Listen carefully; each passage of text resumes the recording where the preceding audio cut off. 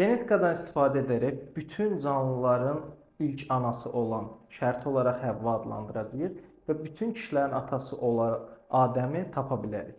İlk öncə Həvvadan başlayaq. Bunu mitoxondrial DNT vasitəsilə tapırıq. Belə ki, mitoxondrial DNT qadınlardan həm oğula, həm qıza keçir.